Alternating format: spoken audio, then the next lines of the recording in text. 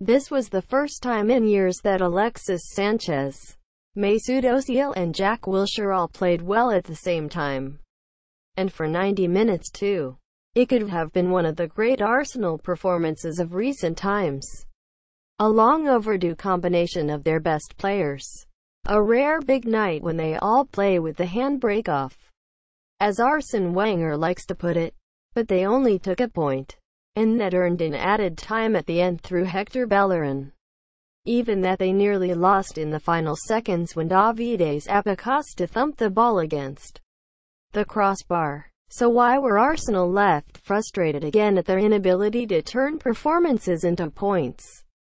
Their greatest single problem in recent years. Because of the same defensive mistakes that have plagued them all season. And before that, since Christmas, Arsene Wenger has abandoned his brief dalliance back with a back four to return to the back five, which has characterized Arsenal's play for the last year. After seeing how his side was overrun by Liverpool here on the 22nd of December, lucky to only concede 3, he realized that the expected improvement in creating chances and incisive play with the 4-2-3-1 was not worth it. His team had to try to lock games down better than they had been. But when they went to Crystal Palace they conceded twice to a team not exactly built to create chances. The 3 center-backs were powerless to stop Farid Zaha darting down the left, getting a ball into the box for Andros Townsend to finish. At West Bromwich Albion on New Year's Eve they let their win slip by conceding a late penalty. Then here against Chelsea the defending, despite the extra man, was as bad as ever. Reminiscent of the recent games with Manchester United and Liverpool, on 2 and the 22nd of December. On both of those nights Arsenal conceded 3 goals and it was only poor finishing, especially from Alvaro Morata, that limited Chelsea to 2 here. Arsenal vs Chelsea player ratings. 22 show all Arsenal vs Chelsea player ratings. 1/22 Arsenal vs Chelsea player ratings. We run the rule over the 2 teams. Getty Images.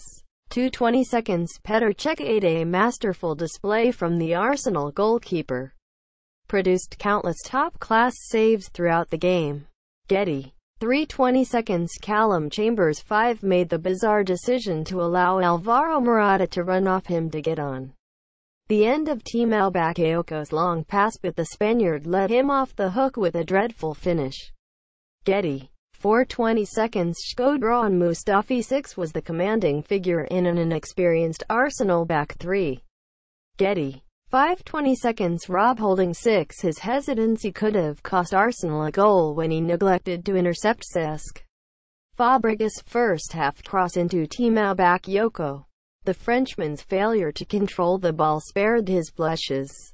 The young defender did claim an assist for Jack Wilshere's opening goal, though. Getty. 6/22 Hector Bellerin 7 conceded a penalty with a clumsy challenge on Eden Hazard but netted a late equalizer to rescue his side a point.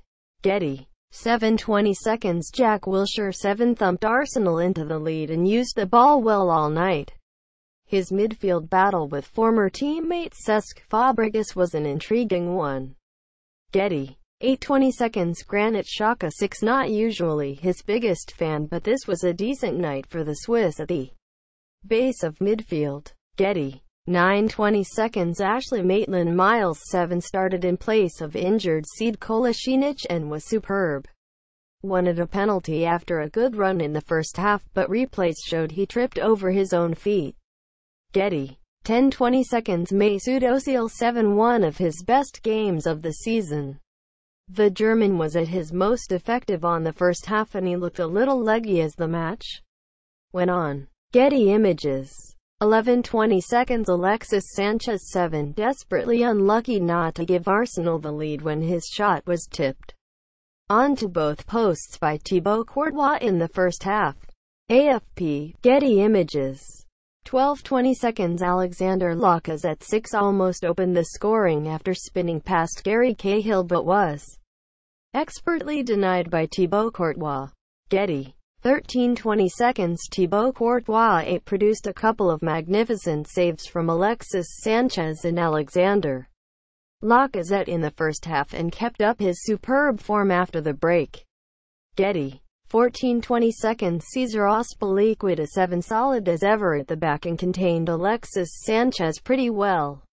Getty. 15:20 seconds. Gary Cahill 6 was turned too easily by Alexander Lacazette in the first half, but didn't put a foot wrong otherwise. Getty. 16:20 seconds. Andreas Christensen 6 almost accidentally played Alexander Lacazette in on goal with a miscued pass in the first half, but his blushes were spared by the Frenchman's poor first touch.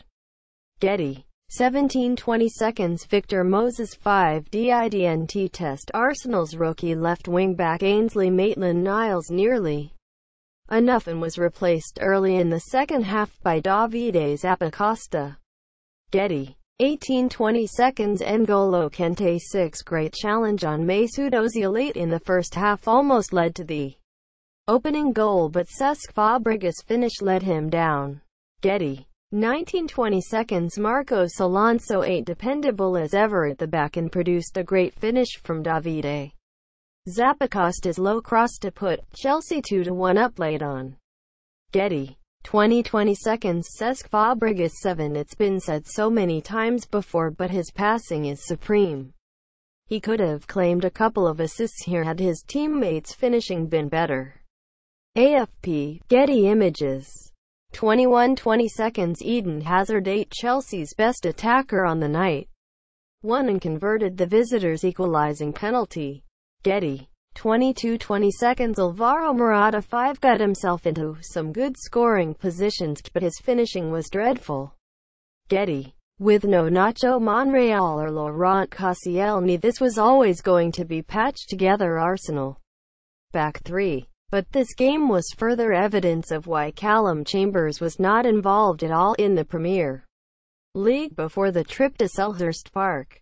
He was next to Shkodran Mustafi, nominally the senior man in this backline, but also a defender who has shown himself to be prone to recklessness during his time at Arsenal.